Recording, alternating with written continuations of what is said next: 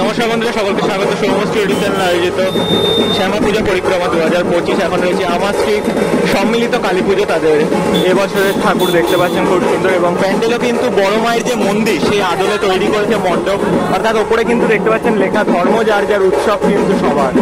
তো এই হচ্ছে মণ্ডপ দেখতে পাচ্ছেন, এবং এখানে কিন্তু বড় মায়ের ছবি রয়েছেই। আমার স্ট্রিটে কিন্তু পরপর অনেকগুলো পুজো হয় এবং সেগুলো কিন্তু সত্যি অসাধারণ হয়, এক কথায় খুব দারুণ হয়।